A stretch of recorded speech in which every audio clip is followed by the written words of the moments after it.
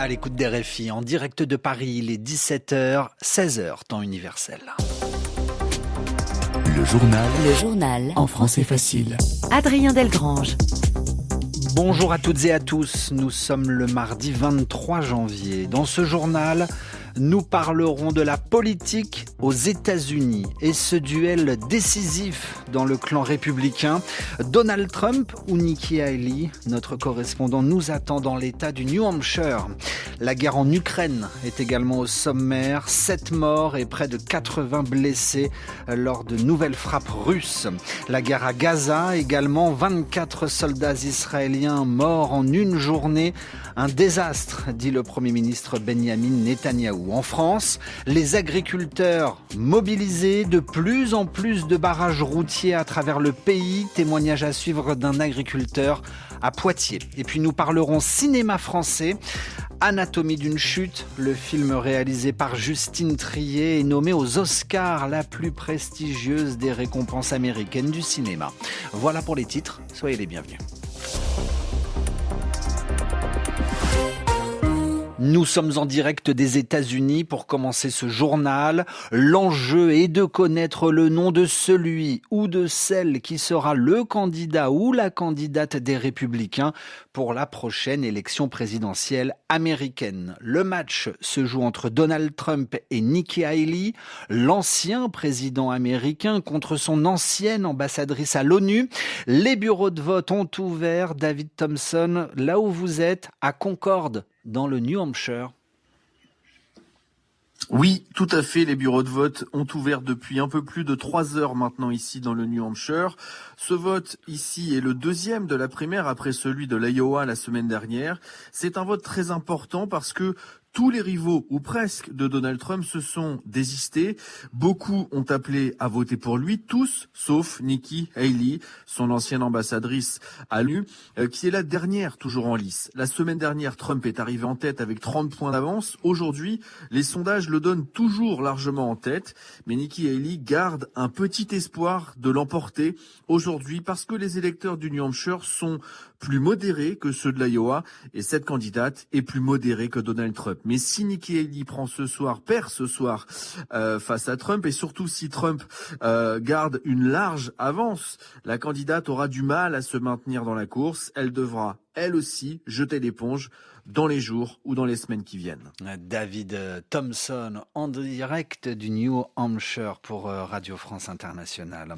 Un désastre, un coup dur de l'aveu même du Premier ministre israélien. L'armée israélienne a perdu 24 soldats en une journée à Gaza, 24 soldats morts, sa plus lourde perte militaire en une journée depuis le début de son offensive terrestre dans le territoire palestinien. Au 109e jour de cette guerre, les forces israéliennes annoncent aujourd'hui avoir encerclé Khan Younes, la principale localité du sud de la bande de Gaza et ville natale de Yahya Sinwar, le chef à Gaza du Hamas. Autre conflit meurtrier, autre guerre entre la Russie et l'Ukraine. Au moins 7 civils ont été tués et près de 80 ont été blessés au cours de frappes aériennes russes. C'était la nuit dernière, des frappes visant notamment la capitale ukrainienne, Kiev, mais aussi Kharkiv, une ville de l'est du pays. Les députés turcs débattent à l'heure actuelle. Le Parlement turc a entamé à l'instant l'examen d'une éventuelle adhésion de la Suède à l'OTAN avant un vote attendu dans la soirée. Cet examen est le point final à 20 mois de tractation entre Ankara et Stockholm, puisque la Turquie est, avec la Hongrie, le dernier membre de l'OTAN à bloquer encore l'entrée de la Suède dans l'Alliance Atlantique.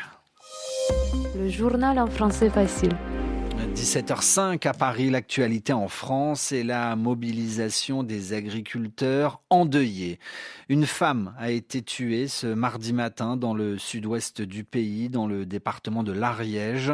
Une voiture a foncé dans une botte de paille sur un barrage. 2 autres personnes ont été blessées. C'est un drame qui survient alors que la contestation gagne du terrain dans tout le pays. Après l'autoroute entre Toulouse et Bayonne, d'autres grands axes du pays sont bloqués à la circulation, comme notamment dans le département de la Drôme ou encore de l'Oise. Des actions aussi pointées à Poitiers, dans l'ouest du pays, où des dizaines de tracteurs convergent vers la préfecture de la Vienne.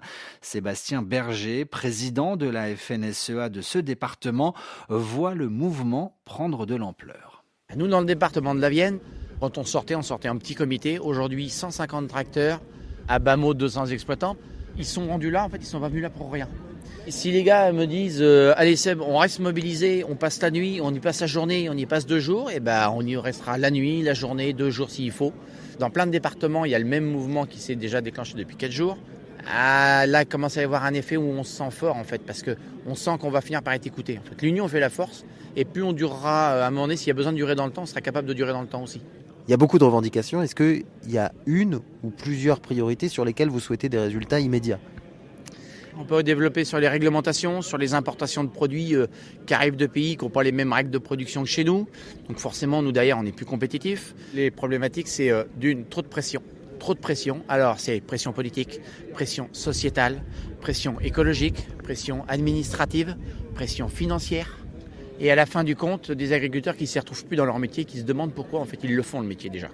Sébastien Berger, le président de la FNSEA, principal syndicat agricole dans le pays. Propos recueillis par Nicolas Feldman sur un barrage routier à Poitiers. Nous apprenons par ailleurs que Gabriel Attal recevra 2 autres syndicats agricoles, la coordination rurale ce soir et la Confédération paysanne mercredi matin. Le journal en français facile. Tu m'as dit que t'avais entendu tes parents, maman, t'es sortie de la maison, c'est ça ? En fait, j'entendais pas vraiment les mots, j'avais que des bouts de voix, mais ça faisait... Oui, mais non, si t'avais pas les mots, du coup, tu peux pas savoir si c'était une dispute ou pas. Enfin, je sais ce que j'ai entendu. Parlons cinéma à présent dans ce journal. Les Oscars seront remis au mois de mars. Alors les Oscars, la récompense suprême du cinéma américain. Aujourd'hui ont été rendus publics les prétendants, les nommés. Si le film de Christopher Nolan, Oppenheimer, biographie du père de la bombe atomique, est en tête avec 13 nominations, toutes catégories confondues, la surprise est venue du film dont vous venez d'entendre un extrait de la bande-annonce, Anatomie d'une chute, réalisé par la Française Justine Triet. Alors déjà, Palme d'Or à Cannes en mai dernier. Le film est maintenant en lice pour concourir aux Oscars dans 5 catégories. Isabelle Chenu, bonjour. Bonjour Adrien. C'est une consécration à l'international que l'on n'avait pas vraiment vue depuis longtemps pour un film français. Oui, Anatomie d'une chute réalise un parcours international sans faute et hors du commun pour un film français. Sa réalisatrice, Justine Triet, raconte le procès d'une femme dont le mari est retrouvé mort. Chute accidentelle ou dispute ? Les seuls témoins sont leur fils malvoyant et son chien. Ce film de procès ausculte les rôles féminins-masculins, les rapports de pouvoir et les non-dits au sein d'un couple d'artistes. Après avoir reçu la Palme d'Or au Festival de Cannes, après avoir connu un vrai succès public dans les salles de cinéma, après avoir remporté 2 Golden Globes à Los Angeles début janvier et toute une série de distinctions, le voilà propulsé dans la liste des finalistes aux Oscars américains remis début mars. Une revanche pour la réalisatrice, car le film n'avait pas été choisi pour représenter la France aux Oscars. La Passion de Dodin Bouffant, film d'amour et de cuisine, lui ayant été préféré. À Cannes, en mai dernier, le discours critique de Justine Triet contre le gouvernement, la réforme des retraites et la marchandisation de la culture avait fortement déplu. La première ministre de l'époque, Elisabeth Borne, avait déclaré qu'elle n'irait pas voir le film, tandis que l'ex-ministre de la Culture avait jugé le propos injuste et ingrat.